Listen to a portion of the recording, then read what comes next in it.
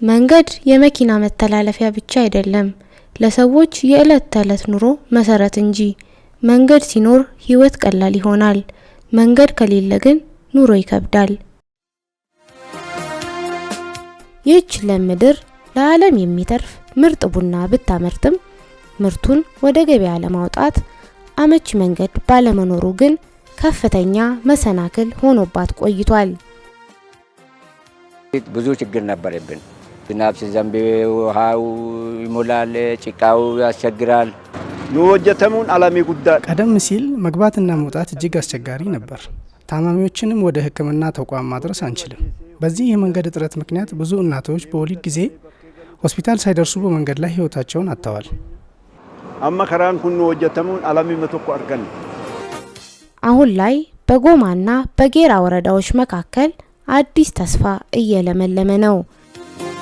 የ31 ኪሎ ሜትር ርዝማኔ ያለው ሲሆን ፕሮጀክቱም በሻሻ ጀምሮ እስከ ጌራ ከተማ ድረስ ይደርሳል። ይህም በሻሻና ጌራን የሚያገናኝ ይሆናል። መንገዱም የአስፋልት ኮንክሪት መንገድ ነው። እንደሚታወቀው አካባቢው ያው ዝናባማ አካባቢ ነው። ያለን የስራ ጊዜ ትንሽ ነው። ያው እኛም በምንችለው መንገድ ቀንና ማታ እየተሰራ ኤክስትራ ታይም እየተሰራ ፕሮጀክቱን ለመጨረስ ከፍተኛ ርብርብ እያደረግን እንገኛለን። ይህ ተስፋ በኢትዮጵያ መንገዶች አስተዳደር የራስ ኃይል ፕሮጀክቶች ማኔጅመንት የሚከናወነው የበሻሻ ጌራ የ31 ኪሎ ሜትር የመንገድ ግንባታ ፕሮጀክት ነው። በሻሻ ጌራ ፕሮጀክት 31 ኪሎ ሜትር ሲሆን ፕሮጀክቱም በ3.5 ቢሊዮን የመንግስት በጀት የሚሸፈን ሲሆን ስራውንም የኢራ የራስ ኃይል ኮንስትራክሽን ፕሮጀክት ማኔጅመንት ዳይሬክቶሬት የሚከናወን ሲሆን ማማከር ስራውን ያው ኦሜጋ ኮንሰልቲንግ ያከናወነ ይገኛል። በሻሻና ጌራ ዛሬ በስራ ተወጥረዋል።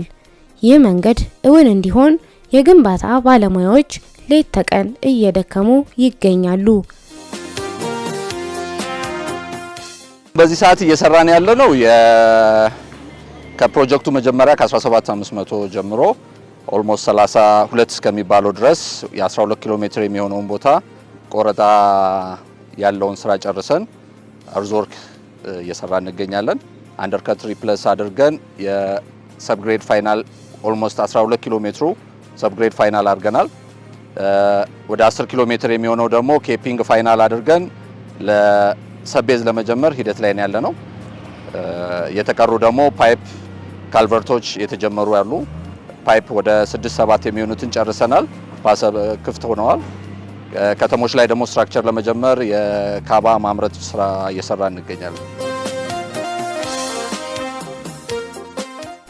ጥራት እዚህ ሳይት ላይ ቀዳሚ ተግባር ነው።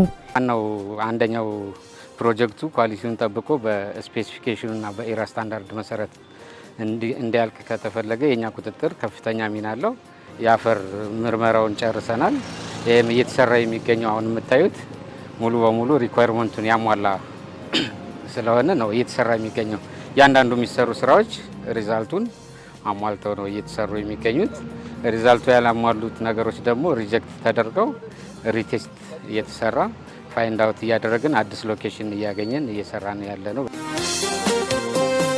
የመንገዱን መጠናቀቅ ለሚጠባበቁ የአካባቢው ማህበረሰብ ይህ መንገድ ማለት ቡናቸው ሳይበላሽ ማራቸው ጥራቱን ሳይቀንስ የሚደርሱበት ድልድይ ማለት ነው። ወደፊቱም ዛሬም ጥሩ ተስፋ አለ ማለት ነው። በጣም ደስ ብሎኛል እንደኔ ማለት ነው። እንደኔም እንደ ህብረተሰቡ አብዲ ጉዳ የመንገድ ስራው መጀመሩ ተስፋችንን አበራ። መንገዱ በጥራት ተሰርቶ እስከ ወረዳ እንደሚደርስም ተስፋ እናደርጋለን።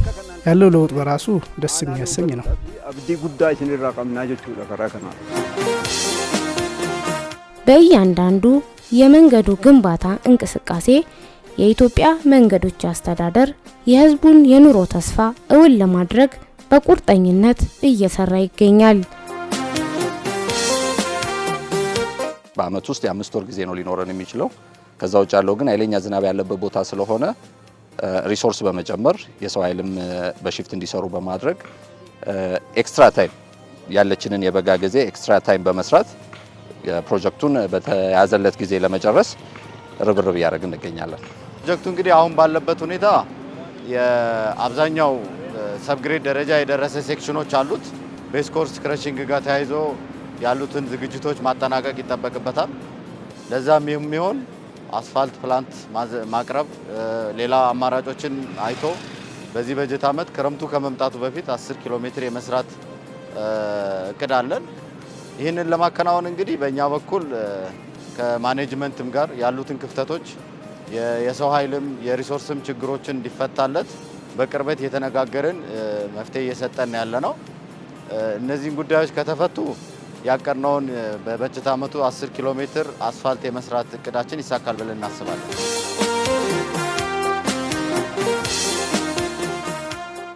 የነገው ጉዞ የዛሬው ድካም ውጤት ነውና ግንባታው ሲጠናቀቅ ይህ መንገድ የኢኮኖሚ ብርሃንና የትስስር መሰረት ይሆናል። መንገድ ካለ ትራንስፖርት አለ ማለት ነው። መንገድ ላይ በብዛትም ወደ ገበያ ለማቅረብም በጥራትም መንገድ ያስፈልጋል። ስለዚህ አንደኛ የጀርባ አጥንት የሆነውን ቡናችን ለገበያ ለማቅረብ አርሶ አደሩና ባለሀብቱ መንገድ ለህዝባችን የመኖርና ያለመኖር ጉዳይ ነው።